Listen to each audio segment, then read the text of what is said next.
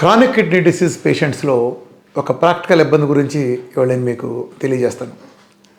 Chronic kidney పేషెంట్లు వచ్చిన వాళ్ళలో క్రియాటిన్లు చాలా హెచ్చు స్థాయిలో ఉంటాయి. అంటే బాగా 6 నుంచి వేసుకుంటే పైన 14, 15 నుంచి 25 వరకు కూడా వస్తూ ఉంటారు.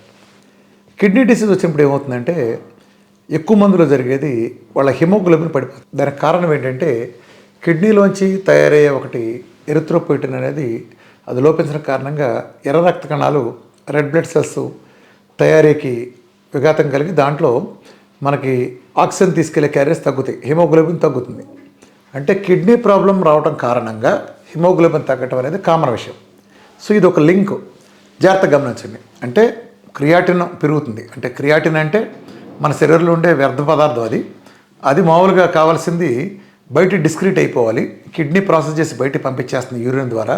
కానీ ఎప్పుడైతే మన కిడ్నీలో సమస్య బిగినైందో ఆ వ్యర్థ పదార్థం రక్తంలో మిగిలిపోతుంది. అది ప్రమాదకరం. ఇది కిడ్నీ పతనాన్ని సూచిస్తుంది. మామూలుగా ఏం చేస్తారంటే క్రియాటిన్ వచ్చినప్పుడు జాగ్రత్తగా గమనించండి. క్రియాటిన్ చాలా పెద్ద స్థాయిలో ఒక నెంబరు, సపోజ్ 13, 14 ఉంటుంది అనుకోండి. అక్కడ బ్లడ్ 5, 6 ఉంటుంది. ఆ బ్లడ్ 5, 6 ఉన్నప్పుడు హిమోగ్లోబిన్ సంగతి చెప్తున్నాను. ఐరన్ కూడా చాలా తక్కువ ఉంటుంది. దీన్ని వీళ్ళు ఏమంటారంటే కిడ్నీ ఫెయిల్ అవ్వబట్టి ఎనిమిక్ అయ్యారు అంటారు. సేమ్ ఈ కాన్సెప్ట్ నుంచే మనం రెండో విధంగా చెప్పాలంటే ఎప్పుడైతే ఎనిమిక్ అనే కండిషన్ తీసేస్తే ఇది రివర్స్లో కిడ్నీని కూడా క్రియాటిన్ కూడా తగ్గించి మెరుగుపరుస్తుంది. సైన్స్ భాషలో కాకుండా మన ప్రజలకు అర్థమయ్యే భాషలో మాట్లాడుకుందాం. ఉదాహరణకి ఈ గ్లాసు నిండా నీళ్ళు ఉన్నాయి, అట్లనే ఈ బాటిల్ నిండా నీళ్ళు ఉన్నాయి. మీరు ఉన్నాయి ఉదాహరణకి ఇది ఒక 1/2 లీటర్ వాటర్ అనుకోండి, ఇది 1 litre water.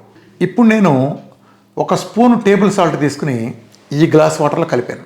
1 tea spoon table salt ఈ గ్లాస్ వాటర్లో కలిపాను, తిప్పాను. అట్లనే సేమ్ టేబుల్ స్పూన్ తీసుకుని ఇందులో పోసాను, ఇందులో పెట్టి కలిపాను. ఇప్పుడు ఈ రెండిట్లో ఉప్పు కాన్సన్ట్రేషన్ దేంట్లో ఉంటుంది? దీంట్లో ఉంటుంది. ఇది కాన్సన్ట్రేషన్. అదేంటి రెండిట్లో ఉంది 1 స్పూనేగా, కానీ వాటరు తక్కువ ఉంది కాబట్టి ఇందులో ఘాటు ఎక్కువగా ఉంటుంది. అట్లనే ఇందులో తక్కువ ఉండటం కారణం ఏంటి? వాటర్ ఎక్కువ ఉంటాం. అలానే రక్తం క్రియాటిన్ తీసుకుంటే సీరం క్రియాటిన్ని రక్తంలో ఎప్పుడు ఎక్కువ ఉంటుంది? క్రియాటిన్ ఉండేది ఆ స్పూనే ఉందనుకోండి, ఉదాహరణ చెప్తాను మన భాషలో, ఆ స్పూనే ఉంటుంది. మీకు తక్కువ రక్తం ఉన్నప్పుడు అది చాలా ఎక్కువగా హైలైట్ అవుతుంది, అది ఎక్కువ రక్తం ఉన్నప్పుడు మనకి తక్కువ వస్తుంది. కాబట్టి దీని నుంచి మనం తీసుకునే ఇన్ఫ్లుయెన్స్ ఏంటంటే ఇందులో ఉండే క్రియాటిన్ మనం తగ్గించాలంటే మనం ఎక్కువ వాటర్ కనుక దీనికి యాడ్ చేసినప్పుడు అదే ఉప్పు డైల్యూట్ అయిపోతుంది. అలాగే క్రియాటిన్ కనుక మనం తగ్గించాలంటే మనము రక్తాన్ని బాగా పెంచుకోవాలి. దీన్ని బట్టి మనం అర్థం చేసుకోవాల్సిన విషయం ఏంటంటే ఎప్పుడైతే కిడ్నీ ఫెయిల్ అయినప్పుడు మనం తగ్గిందని అంటున్నామో దీన్ని పెంచినప్పుడు ఆటోమేటిక్గా కిడ్నీని కూడా అది సెట్ చేస్తుంది. ఇది మనం రెండో వర్షన్గా చెప్పుకోవాలంటే. ఇది పెరగాలంటే ఏం చేయాలంటే 5, 6 ఉండేవాడికి ముందు రక్తం ఎక్కించాలి. ప్రాక్టికల్గా ప్రాబ్లం ఏమవుతుందంటే నా దగ్గరికి వచ్చిన ఒక క్రానిక్ కిడ్నీ పేషెంట్, అంటే క్రియాటిన్లు బాగా భారీగా ఉండి ఏ జిఎఫ్ఆర్లు 5, 10లో ఉన్నాడిని తీసుకొచ్చి మీరు ముందు రక్తం ఎక్కించుకోమని పంపిస్తాం. దురదృష్టవశాత్తు ఏంటంటే ఇక్కడ మరి ఏం జరుగుతుందో నాకు అర్థం కావట్లేదు. ఎంత పెద్ద హాస్పిటల్ పంపినా మేము ఎక్కించాం, బ్లడ్ ఎక్కితే చచ్చిపోతాడు, ఇట్లా పిచ్చి కామెంట్లు, పూర్తి సైన్స్కి వ్యతిరేకమైన పిచ్చి కామెంట్లు. మాట మేలితే ఎవరి దగ్గర వెళ్తే నువ్వు నెఫ్రాలజిస్ట్ దగ్గరికి వెళ్తే ముందు డయాలసిస్ పెట్టాలి, నువ్వు అర్జెంటుగా డయాలసిస్ పాడెక్కించాలి, లేకపోతే నాకు నిద్ర పట్టదు. ఏంది తొక్కలో డయాలసిస్ ఏంటి? మీరు ఎక్కిచ్చే డయాలసిస్కి వెళ్తే ఏం జరుగుతుంది? అసలు డయాలసిస్కి వెళ్ళినాడు ఒక్కడన్నా ఇంతవరకు మేము జన్మలో బయట తెచ్చామా? డయాలసిస్ అంటే ఏంటి? పాడెక్కించినావు కదా, ఏంటి అంత ఆత్రం ఏంటి మీకు? ఇప్పుడు కిడ్నీ ఉంది, అది డ్యామేజ్ అయింది, మనం చివరి వరకు ప్రయత్నించాలి. చివరి వరకు ప్రయత్నిస్తే అది రికవర్ అవటానికి అది కూడా ప్రయత్నిస్తుంది. మీరు ఎప్పుడైతే డయాలసిస్కి పెట్టారో ఆటోమేటిక్గా కిడ్నీ కాడి పారేస్తుంది. ఎందుకు మీరు ఆల్టర్నేటివ్ చూసారుగా ఇంకా నాతో పని ఏంటి అని అసలు మొత్తం చేతులు ఎత్తేస్తుంది. డయాలసిస్ పంపించడం మీరు ముచ్చట పడుతున్నారు కదా. డయాలసిస్ పంపిస్తే ఏం జరుగుతుంది? ఎక్కువ మందిలో రోజు మార్చి రోజు డయాలసిస్ చేయించాలి. వీడు పొద్దున్నే ఒక అటెండర్ని తీసుకుని హాస్పిటల్కి వెళ్ళి అక్కడ 2,000, 3,000 కట్టి, కొంతమందిలో 4,000, 5,000 కూడా వసూలు చేస్తున్నారు. ఇది రోజుకి ఒక ట్రిప్కి. వీడు ఒంట్లో ఉండే బ్లడ్ అంతా ఆ మిషన్ తోడేసి ఆ మిషన్ మొత్తం క్లీన్ చేసి ఇచ్చిన తర్వాత ఇంటికి వస్తాడు. ఒకరోజు మళ్ళీ రక్తం అది మార్చారు కాబట్టి ఆ ఇన్ఫెక్షన్లు అని ఆ మందులు ఆడుకుంటే ఎక్కడికి వెళ్ళడం. సరిగ్గా సోమవారం చేస్తే మంగళవారం పడుకుంటాడు, మళ్ళీ బుధవారం నాడు తయారు. మళ్ళీ డయాలసిస్ మిషన్ అటెండర్ని తీసుకుని వీడితో పాటు పనిష్మెంట్ ఒక అటెండరు పొద్దు నుంచి సాయంత్రం హాస్పిటల్లో పడి కూర్చుని అక్కడ మిగతా వాళ్ళంతా ఈ డయాలసిస్ పేషెంట్లు ఉంటారు. వాళ్ళలో ఎవడ తుమ్మినా ఎవడ దగ్గినా మొత్తం అందరికీ బ్యాచ్కి ఇన్ఫెక్షన్లు తెచ్చుకుంటాం. ప్రతిరోజు హాస్పిటల్కి వెళ్ళటం, వాళ్ళకి ఏమేమి రోగాలు ఒక్కొక్కడు తెచ్చుకున్నాడు అంటు రోగాలు, ఆ రోగాలను అంటించుకుంటూ రావటం. ఇలా ఎంతకాలం ఎప్పుడే పరిష్కారం అవుతుంది? ఓన్లీ శవం పాడి మీద చేరినప్పుడే పరిష్కారం అవుతుంది. మీరు ఒక్కడికైనా తగ్గించగలరా? మరి ఎందుకంత ఆత్రపడుతున్నారు దానికి? ఎందుకంత ఆత్రపడుతున్నారు? ఎందుకుని ఒక కిడ్నీ రికవర్ కానివ్వకుండా ఎందుకు అలా చేస్తున్నారు? ఇదే ధోరణి నేను గ్యాంగ్రీన్లో కూడా చూస్తున్నాను. షుగర్ వచ్చి కొంచెం కాలు నలపడుతుంది, పీకేద్దాం. ఏందిరా బాబు మీకు అసలు ప్యాంట్లు తడిసిపోతాయంటే ఆత్రంతో అక్క షుగర్ వచ్చినట్టుకి తడిసిపోయినట్టు కట్ చేద్దాం. ఏంటి కట్ చేసిన పెండ కూడా కట్ చేసినా కాడి పరిస్థితి ఏంటి? ట్రై చేయాలి కదా, మిగిలిన విధానాలు ఉంటే ట్రై చేయాలి కదా. ట్రై చేసి ఇది అవ్వదు వీడు సస్తాడు అనుకున్నప్పుడు కదా కట్ చేయాల్సింది. ఇక్కడ కూడా ఇదే తంది. డయాలసిస్ 7, 8, 10, 13 చూడగానే డయాలసిస్ ఇంకా పెట్టలేదా. ఆ పేషెంట్లు నలిగిపోతున్నారు. క్లియర్ కేసు ఏంటంటే వాడు బ్లడ్ ఎక్కిస్తే రికవర్ అవుతుంది. సో బ్లడ్ ఎక్కిస్తానికి భయం ఏంటి? కార్పొరేట్ హాస్పిటల్లో కూడా పేషెంట్లు పంపిస్తుంటే అబ్బో లేదండి బ్లడ్ ఎక్కించకూడదండి, మా వల్ల కాదండి, మీరు ఇప్పుడు అర్జెంటుగా డయాలసిస్ చేస్తారా చేయరా? మీరు ఇమాజిన్, నేను మొన్న పేషెంట్ని పంపిస్తే 30 హాస్పిటల్ తిరిగాడు హైదరాబాద్లో, ఒక్కడు కూడా ఎక్కించలే. డబ్బు ఇవ్వడానికి రెడీ అన్నాడు. చివరికి ఒక అతను ఒక హాస్పిటల్ ముందుకు వచ్చారు. ఎంత అడిగారు తెలుసండి? ఒక బ్లడ్ ప్యాకెట్ ఎక్కించడానికి 20,000 అడిగారండి. 20,000 అడిగారండి. ఎందుకు వీళ్ళని రివాల్వర్ పెట్టి షూట్ చేయకూడదు చెప్పండి? మీరు ఒక్క కారణం చెప్పండి. వీళ్ళు ఎందుకు రివాల్వర్ పెట్టి షూట్ చేయకూడదు? ఒక బ్లడ్ ప్యాకెట్ ఎక్కించడానికి 20,000, 400, 500 తీసుకెక్కించేదానికి. పోనీ దానికి కూడా 100 కండిషన్లు చెప్పారు. అయిపోయింది. అట్లా అని చేయలేని వాళ్ళు కాదు. నా స్నేహితులను, అంటే నేనేమో ఎవరి పేర్లు చెప్పడం కూడా బాగోదు, కానీ కొంతమంది నెఫ్రాలజిస్టులు చక్కగా చేస్తున్నారు, చాలా తక్కువ ప్రైస్కే చక్కగా ఎక్కిస్తున్నారు. వాళ్ళతో నేను మాట్లాడాను, మా డాక్టర్ టీం అందరూ కూడా మనం మాట్లాడి చేసినప్పుడు చాలామందితో, మిగతా వాళ్ళతో కూడా మాట్లాడిచ్చాను. మాట్లాడిస్తే వాళ్ళు ఒకటే చెబుతున్నారు, రామకృష్ణ గారు పంపించారు, మేము బ్లడ్ ఎక్కిస్తున్నామండి, ఏమి చూడడం, మహా అయితే వీళ్ళు ఏదో ఊరినే క్రియేట్ చేస్తారు బిల్డప్ తప్ప, కొద్దిగా మహా అయితే అలసటగా ఉన్నట్టు అనిపిస్తే కాసేపు అలా అనిపిస్తుంది ఫీలింగ్, ఏ ప్రాబ్లం లేదు, కాంప్లికేషన్ లేకుండా చేయించానండి. నిజాన్ని బ్లడ్ ఎక్కిస్తే ఏంటండి అంత ఘోరం జరిగేది? బ్లడ్ ఎక్కిచ్చేస్తే ఘోరం ఏంటంటే బ్లడ్ బ్యాంకులను మూసేద్దాంగా, అసలు ఆ వ్యవస్థ తీసేద్దాంగా. ఎనిమిక్గా ఉన్నాడు బ్లడ్ ఎక్కిస్తే తగలబెట్టుకోనండి, బ్లడ్ కలెక్ట్ చేసి బ్లడ్ మార్పిడి చేయడం పనికిరాదా? అసలు మనం చదువుకున్నాం, అసలు ఏం మాట్లాడుతున్నాం? సైన్స్కి మాట్లాడే సెన్స్ ఉందా ఒక్కడికన్నా? ఇది ఒక పెద్ద ప్రతిబంధకం అయిపోయింది. 30 హాస్పిటల్ తిరిగితే ఒకడు వస్తానంటే వాడు కూడా అడగటం, ఇదంతా కుంభకోణం అయిపోయింది. ఏంటంటే డయాలసిస్కి మళ్ళిస్తే వాడిని ఎట్టగొట్ట డయాలసిస్ పాడెక్కిచ్చేస్తే వాడి రోజుకు 2,000, 3,000 వస్తాయి కదా, ఈ సచ్చే వరకు కడతాడు, నెలకు రోజు ఇక జీవితం అవుట్. పేషెంట్ గురించి ఎవడో ఆలోచించట్లా, ఆగసావట్లా ఎప్పటికైనా. సో ఇలా న్యాచురల్గా ట్రై చేయండి. అవ్వనప్పుడు సరే గతి లేదు అనుకున్నప్పుడు ఎలాగో చేస్తాం. లేదు, నా సలహా ఏంటంటే నేనైతే 24, 25 పంపను. హిమోగ్లోబిన్ కనుక మనం సెట్ చేసుకోగలిగితే, రక్తాన్ని కనుక మనం శరీరంలో పెంచుకోగలిగితే తొక్కలో అది ఏమీ పీకలేదు. మీరు 24, 25 క్రియాటిన్ కూడా ఏమీ చేయలేవు, ఏమి అంత సీనేం లేదు, అంత పంపాల్సినంత సీన్ ఏమీ లేదు.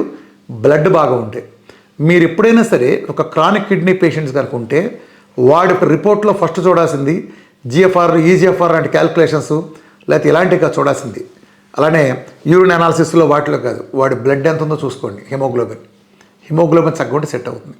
బ్లడ్ పెరగాలంటే ఏం చేయాలి? ఐరన్ పుష్కలంగా ఉండాలి, ఫోలిక్ యాసిడ్ కానీ విటమిన్ B12 కానీ ఇవన్నీ పుష్కలంగా ఉంటే ఐరన్తో వస్తుంది. కానీ వాడు అవతల సీరియస్ పరిస్థితులు ఉన్నప్పుడు ఆహారం ద్వారా ఇలా రావడానికి కొంత టైం పడుతుంది. కాబట్టి అందులో ప్రధాన లోపం ఏంటి?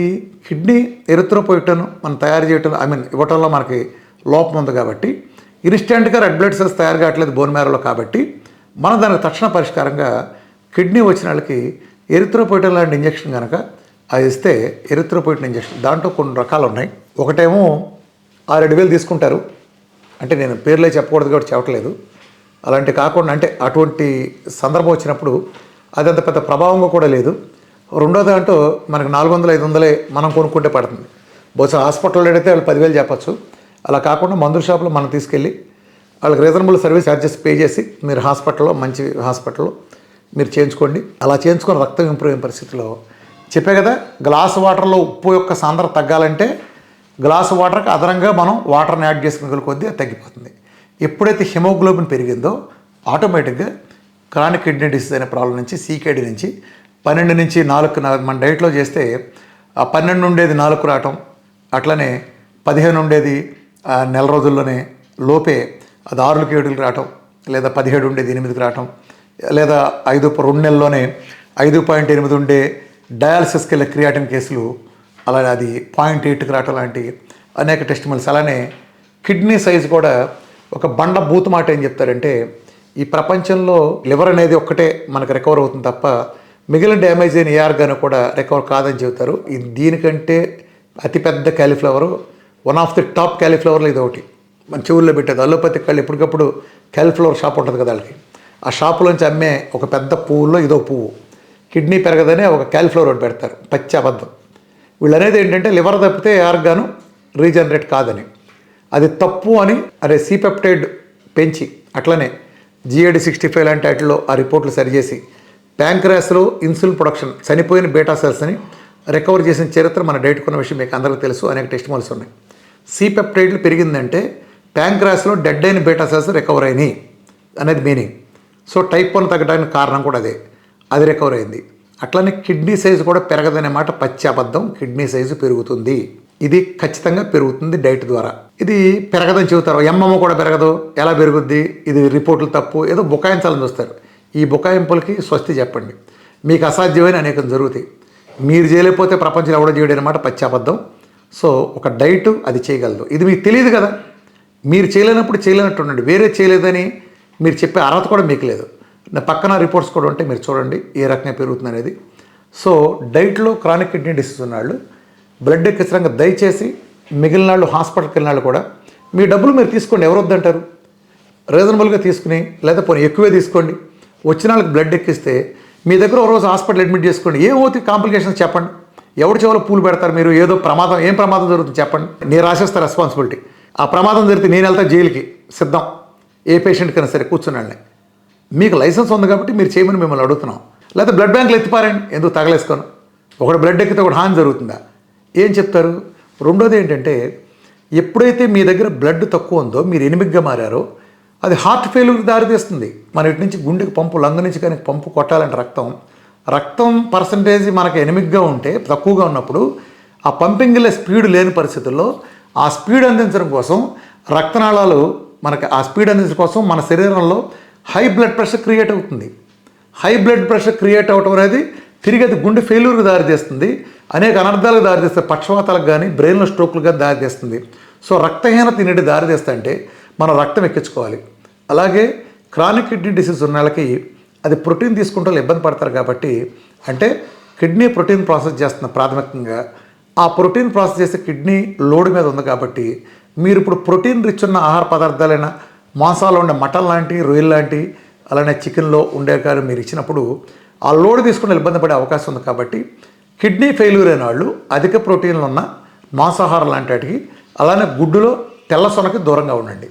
పచ్చ సొన మోర్ ఆఫ్ ఫ్యాట్ కాబట్టి పచ్చ సొన మీరు నిర్బంధంగా తీసుకోవచ్చు కొంతవరకు. అలానే చేపలు ఒకటి సేఫ్టీ, చాలా సేఫ్టీగా ఉంటుంది. అందులో కొంతవరకు ప్రోటీన్ ఉన్నప్పటికీ అది ఆ ప్రోటీను మిగిలినట్లాగా అంత హాని చేసేది కాదు, రిచ్గా ఉంటుంది. వెజిటబుల్స్ ఎక్కువ తీసుకోవాల్సి వస్తుంది. వాటిల్లో కిడ్నీ పోయిన వాళ్ళకి సహజంగా రక్తం పెరగడానికి నేను సూచించే అద్భుతమైన మార్గం ఏంటంటే, కిడ్నీ ఫెయిల్యూర్లో ఒకటి అన్నిటికంటే ది బెస్ట్ ములగాకు. ములగాకుని కూరలాగా కానీ లేదా సూపులాగా కానీ అలా చేస్తూ తాగండి. రెండవది మెంతికూర ఆకుకూర కూడా మీరు తీసుకోండి. అట్లానే అన్ని రకాల డార్క్ కలర్ ఆకుకూరలు కానీ కూడా చాలా మంచివి. ఈ రెండు ప్రాధాన్యత, ములగాకు, మెంతికూర బాగా ఎక్కువగా తీసుకోండి. అలాగే దీంతో పాటుగా వాల్నట్లు బాదం రాత్రిపూట నానబెట్టి తీసుకుంటాం. అట్లానే చేప ముక్కలు కూడా కొన్ని తీసుకోవచ్చు, ఇవి కూడా తీసుకోండి. చేప ముక్కల వరకు కూడా ఓకే, అది పెద్ద హాని చేయదు. నాన్ వెజిటేరియన్లో కిడ్నీకైనా లివర్కైనా హాని చేయకుండా వాడుకోగలిగే ప్రాబబ్లీ ఒకే ఒక్క నాన్ వెజిటేరియన్ ఏంటంటే ఇది. సో కిడ్నీ ఫెయిల్ అయిన పరిస్థితుల్లో మీరు ఫ్యాట్ తీసుకోవడానికి ఇబ్బంది లేదు. కోకోనట్ ఆయిల్ అంటే మన డైట్లో ఎలాగ ఉంటాయి కాబట్టి అది చాలా హై లోడ్ తీసుకున్నా కూడా ఏం కాదు, దాని మీద లోడ్ వేయకూడదు. ఏదైతే ఆర్గాన్ దెబ్బతిందో లోడ్ వేయకూడదు. సో కిడ్నీ ప్రోటీన్ కాబట్టి ప్రోటీన్ వరకు తీసుకోకుండా మీరు ఆ ఎక్స్టెంట్ ఫ్యాట్ని బాగా పెంచుకోవాలి. సో ఇలా చేయటం ద్వారా చక్కగా కిడ్నీ రికవర్ అవుతుంది, రక్తం పడుతుంది.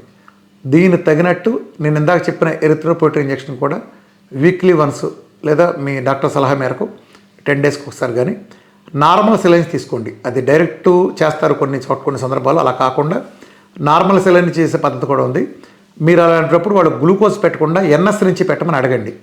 ఎన్ఎస్ నార్మల్ సెలైన్, ప్రజలు కూడా ఇది గుర్తుపెట్టుకోండి, ఇలా చేయించుకోండి. మీరు రక్తం ఎక్కిస్తే ఏమీ కాదు, ఏమైనా అయిందంటే బ్లడ్ బ్యాంక్ మూసేద్దాం, మన హాస్పిటల్ కూడా మూసేద్దాం. ఎందుకు అవుతుంది? రక్తంలో పోనీ ఎందుకు అవుతుందో సైన్స్ ఎక్స్ప్లెయిన్ చేయండి.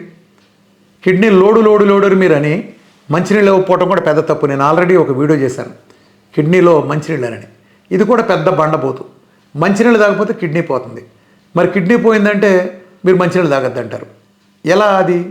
ఎలా చేస్తుంది చెప్పండి? మంచినీళ్ళు తాగకపోతే కదా కిడ్నీలు పోయేది. ఇది అందరికీ తెలిసిన సత్యమే కదా. ఎప్పుడైతే రక్తంలో వాటర్ మీకు తగ్గిందో, రక్తంలోకి వాటర్ కలిసి ఆ లిక్విడ్ కనుక ఎక్కువైనప్పుడు ఫ్లో చాలా బాగుంటుంది. నేను మీకు వేరే వీడియోలో కూడా చెప్పాను, ఫుల్ వీడియోలో చేశాను.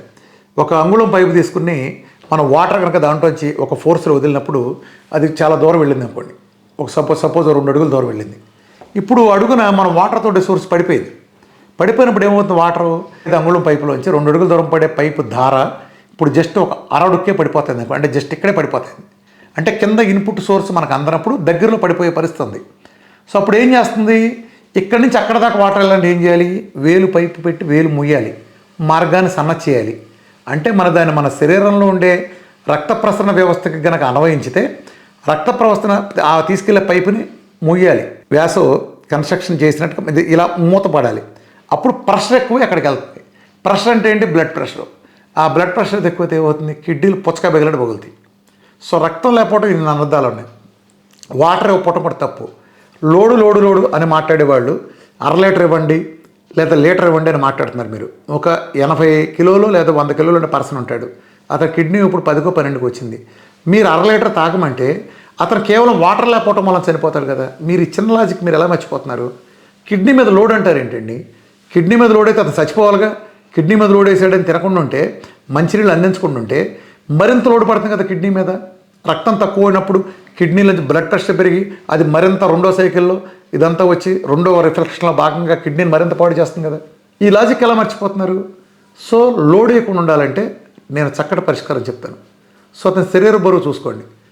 అతనికి ఒక 80 కిలోలు అలా ఉన్నాడంటే సుమారు చెప్తున్నాను ఇదంతా. అది పేషెంట్ బట్టి మీరు నిర్ణయం తీసుకోవచ్చు. ఒక 3 నుంచి 4 లీటర్లు నీళ్ళు ఇవ్వండి. ఆ నీళ్ళని ఎలా డిస్ట్రిబ్యూట్ చేస్తారంటే 100 ml మెంచకుండా ఇవ్వండి. 99 ml కాదు, 101 ml కాదు, కరెక్ట్గా 100 ml. ఒక ఫిక్స్డ్ టైం పెట్టండి. సపోజ్ మీరు 30 సార్లు ఇద్దాం అనుకున్నారు లేదా 40 సార్లు ఇద్దాం అనుకున్నారు. రోజులో ఆ పేషెంట్ ఎన్ని గంటలు మెలకుగా ఉంటాడు? ఉదాహరణకి 15 గంటలు మెలుగుకుంటాడు. 15 గంటలు ఇంటూ 60 నిమిషాలు 900 నిమిషాలు వచ్చింది. 900 నిమిషాలని ఈక్వల్గా అంటే మనం ఎప్పటికప్పుడు 100 ml చొప్పున మనం 100 ml చొప్పున ఇద్దాం అనుకున్నప్పుడు 40 అయితే 40 ml వస్తుంది అనుకోండి. అంటే 40 టైమ్స్ 100 ml ఇస్తాం. 40 టైమ్స్గా డివైడ్ చేయండి, అది 25 నిమిషాలు వస్తుంది. కరెక్ట్గా టైం పెట్టి అలారం పెట్టుకుని మరి కరెక్ట్గా అంతకు 100 ml ఇవ్వండి. ఆ టైంకి ఒక సెకండ్ ఎక్కువ వెళ్ళటానికి వెళ్ళలేదు, తక్కువ వెళ్ళటానికి వెళ్ళలేదు. అలా మీరు ఇచ్చినప్పుడు లోడ్ అంతా డిస్ట్రిబ్యూట్ అవుతుంది కదా. అప్పుడు కిడ్నీ సఫర్ అవ్వదు. తక్కువ లోడ్ తీసుకుంటే వలన రోజంతా ఈక్వల్గా డిస్ట్రిబ్యూట్ చేయండి. ఒక లోడ్ ఎత్తేసి తాగద్దు, 100 ml నుంచి ఎక్కువ తాగకూడదు, మళ్ళీ లోడ్ పడుతుంది. వాటర్ కోసం మీరు ఫుడ్ తీసుకునే టైమింగ్స్ దగ్గర నుంచి అన్నీ మార్చండి. వాటర్ అంటే మంచినీళ్ళే కాదు, అన్ని లిక్విడ్లు కలిపి ఇలా చేయటం వలన ఇది అవుతుంది. రెండవది కిడ్నీ రికవర్ అవడానికి ఫస్ట్ రీజన్ ఏంటంటే అసలు కిడ్నీ ఎందుకు పోయింది, ఇది చేయాలి. కిడ్నీ ఎందుకు పోయింది? డయాబెటీస్ 10-15 ఏళ్ళ నుంచి మందులు పడుతున్నాడు కాబట్టి కిడ్నీకి వెళ్ళే మార్గంలో అయిన సూక్ష్మ రక్తనాళాల్లో షుగర్ డిపాజిట్లు ఉండటం వలన ఆ ప్రాంతం అంతా కుళ్ళిపోయినట్టయి అక్కడ రక్త ప్రసరణ అంతగా కిడ్నీ డ్యామేజ్ అయింది. This is diabetic nephropathy. అలానే కిడ్నీ పోవడానికి ఇతర రీజన్ల ప్రధానమైన కారణం హైపర్ టెన్షన్కి వాడే పెంట మందులు. అలానే మీరు కొలెస్ట్రాల్ పేరు చెప్పించే ఈ శతాబ్దపు నీచమైన కమీన్ డ్రగ్, స్టాటిన్ డ్రగ్, ఇవన్నీ కూడా కిడ్నీని కొల్లబొడుస్తాయి. పెయిన్ వచ్చిందని పెయిన్ కిల్లర్కి వాడే ప్రతి బిళ్ళ కిడ్నీని కొల్లబొడి చదువుతుంది. అలాగే మీరు బీపీని కంట్రోల్లో ఉందామనే భ్రమలో ఉండటం కోసం మన అలోపతిక్ కాళ్ళు ఇచ్చే ప్రతి మందు కూడా కిడ్నీని కొల్లబొడి చదువుతుంది. సో వీటన్నిటి కారణం కిడ్నీ పోతా అంటే మనం చేయాల్సింది ఏంటి? వాటిని దూరం చేయటం. ఊబకాయం, అలానే మన లైఫ్ స్టైల్లో సెడెంటరీ లైఫ్ స్టైల్, వీటిని దూరం చేసి ముఖ్యంగా మధుమేహం, బీపీ, హైపర్ టెన్షన్ ఈ 2 పోగొట్టిన రోజున, రూట్ కాజ్ పోయిన రోజున కిడ్నీలు ఏమవుతాయి చెప్పండి? మీరు చక్కగా మెరుగుపడతాయి. కిడ్నీ పోయి, ఒబెసిటీ పోయి, అసలు బీపీ అనేది అడ్రస్ లేకుండా పోయి, అట్లానే మనం వాటర్ని సక్రమంగా ఇస్తా, కిడ్నీ ప్రాసెస్ చేయడానికి ఇబ్బంది కలిగించే కెమికల్ ఆహారాన్ని పూర్తిగా దూరం చేసి ప్రకృతి మనకు నేరుగా అందించిన ఆహారాలను తీసుకుంటా కిడ్నీ ప్రోటీన్ తీసుకుంటుంది. కాబట్టి ఎవడో అప్రాచ్యుడు నాలెడ్జి బుర్ర మోకల్లో ఉండేవాడు అంటాడు నా డైట్ చేస్తే కిడ్నీ పోతుందని. నేను ఎప్పుడు చెప్తాను కదా, ఎడంకాలు చెప్పి తీసి కొట్టండి వాడిని, కుదిరితే పేడ రాసి కొట్టండి. ఎందుకంటాను? వాడికి కనీసం గీదల మళ్ళీ చూడుకుంటే నాలెడ్జ్ కూడా లేదు. కిడ్నీ ప్రాసెస్ చేస్తే ప్రోటీన్, ఫ్యాట్ ప్రాసెస్ చేస్తే లివర్. నా డైట్ ఫ్యాట్ డైట్ అయితే అది కిడ్నీ మొఖమే చూడనప్పుడు మీరు ఎలా వెళ్ళి దాన్ని ఎలా పాడు చేస్తుంది, ఈ గీతలు మళ్ళేసే వాళ్ళకి దూరంగా ఉండండి. అట్లనే మీరు కిడ్నీ మీద ఆర్గాన్ మీద ప్రోటీన్కి ఎక్కువ ఉన్నప్పుడు ఫ్యాట్కి సంబంధించి లివర్ మీద లోడ్ వేసే విధంగా మీరు ప్లాన్ చేసుకోండి. ఎందుకంటే సక్రమంగా ఉన్న లివరు మీరు ఫ్యాట్ లోడ్ ఇస్తే తీసుకుంటుంది. కాబట్టి ఫ్యాట్ అనే ఐటెం పెంచుకుంటా మన డైట్ ఒక వరం లాంటిది నిజానికి. సో ఇదంతా పరిష్కరించిన రోజున చక్కగా వాటర్ కూడా ఎక్కువ ఇవ్వండి, మంచి ఎన్విరాన్మెంట్ ఇచ్చి మీరు రక్తం పెరిగేటట్టు చూసుకోండి. ముఖ్యంగా మీ క్రియాటిన్ లెవెల్ అడ్డగోలుగా తగ్గుతాయి, అట్లనే మీ జిఎఫ్ఆర్లు పెరుగుతాయి. ఒక చక్కని విధానంగా మీరు చేసుకోవచ్చు. సో అందరూ ఒక్కసారి ఆలోచించండి. మనం ఏం చేస్తాం పునఃపరిశీలించుకోండి. మీ దగ్గరికి వచ్చిన వాళ్ళకి బ్లడ్ ఎక్కించలేకపోయారంటే మీ శాస్త్రాన్ని తీసుకెళ్ళి చెత్తపొట్లో పారేయండి. మీరు ప్రాక్టీస్ మానేసి ఇంట్లో కూర్చుండడం బెటర్. ఎందుకంటే ఒక వ్యక్తి బ్లడ్ ఎక్కించండి నా దగ్గర రక్తహీనత 5-6 హిమోగ్లోబిన్ అన్నాడికి మీరు హిమోగ్లోబిన్ 5-6 ఉన్నాడికి కూడా మీరు బ్లడ్ ఎక్కించడానికి మీరు ఆలోచించేది ప్రమాదం మీరు భావించారంటే అసలు మీరు ఆ వృత్తిలో ఉంటాం కానీ అనర్హులు. నేనైతే ఇది బలంగా చెప్తాను.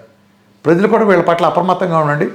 ఇవి ఒకటి చేయకపోతే ఇంకోటి చేయడం అనుకోమాకండి. అనేక మంది ఉన్నారు చేసేవాళ్ళు. జాగ్రత్తగా చేసుకోండి.